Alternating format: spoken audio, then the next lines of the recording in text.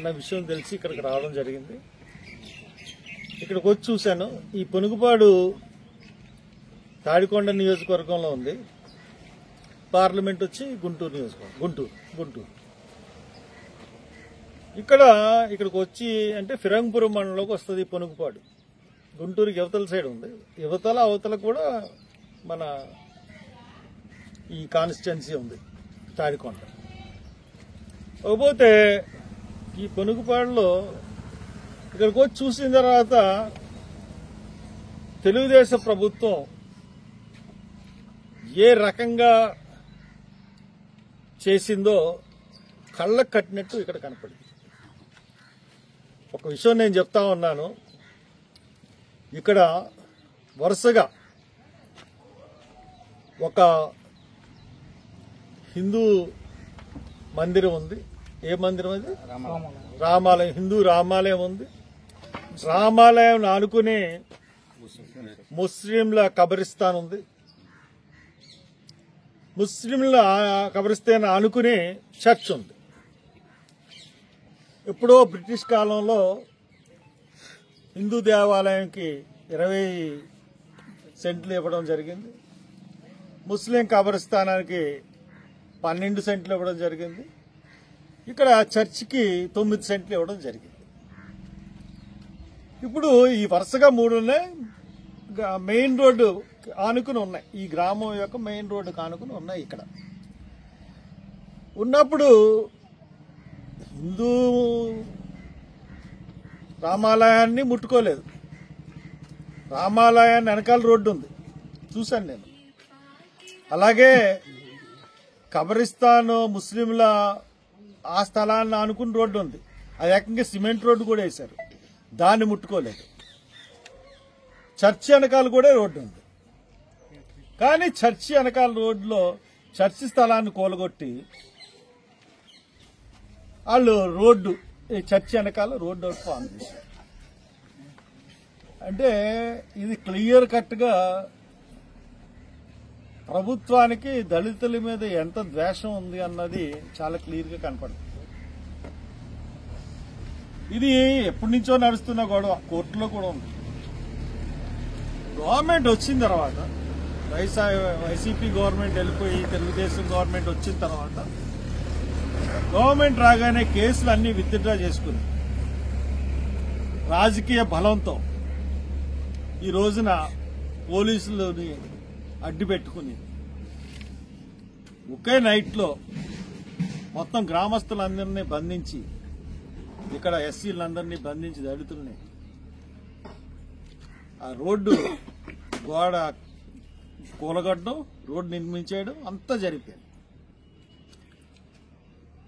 ఇదే సంఘటన ఇంతకుముందు ఇదే జిల్లాలో జరిగింది. అదెక్కడంటే పర్చూరు నియోజకవర్గం, దేవరాపల్లి గ్రామం. అప్పుడు కూడా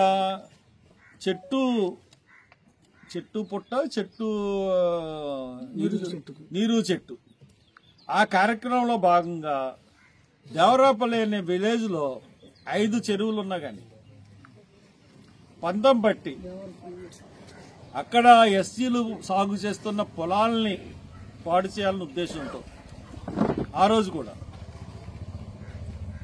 గ్రామస్తులందరినీ బంధించి వ్యాన్లెక్కి తీసుకెళ్లిపోయి ఆ రోజు కూడా ఒక చెరువుని ఒక రాత్రి ఒక జేసీబీలు, ఒక 50 జేసీబీలు, 100 జేసీబీలు ట్రాక్టర్లు పెట్టి తవ్వించేసి మరి అక్కడ కూడా ఎస్సీల జీవనోపాధిని పాడు చేసింది ఈ ప్రభుత్వం.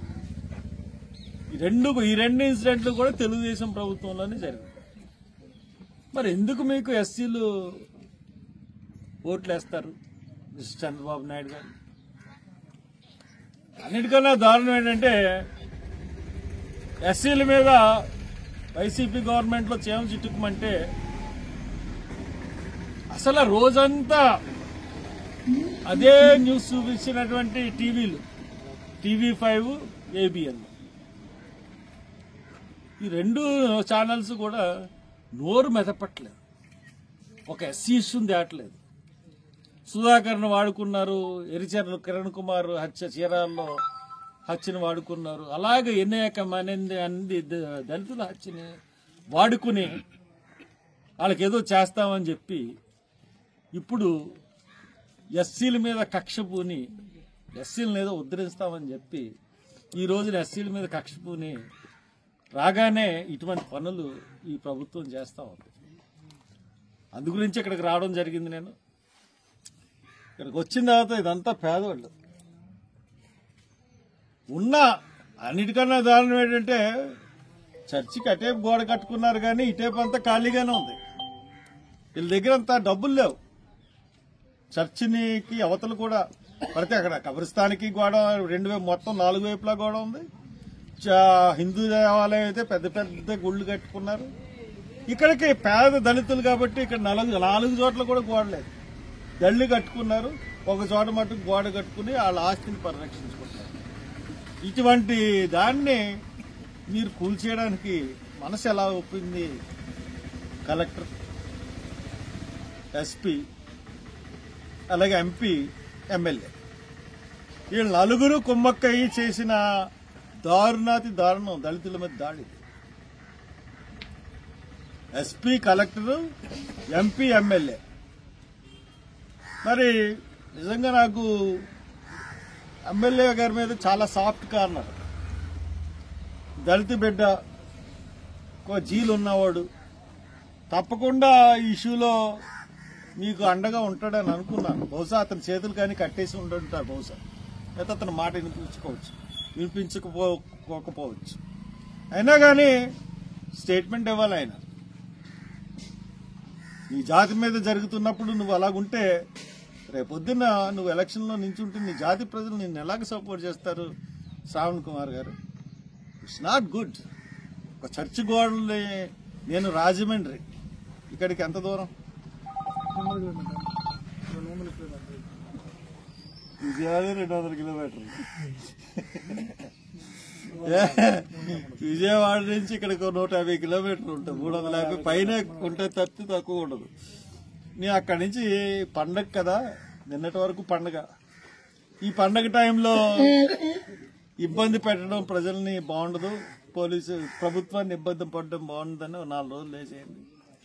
ఇమీడియట్ గా నేను చెప్తా ఉన్నాను, ప్రభుత్వాన్ని హెచ్చరిస్తున్నాను. ఇమీడియట్ గా ఈ పేద ప్రజల్ని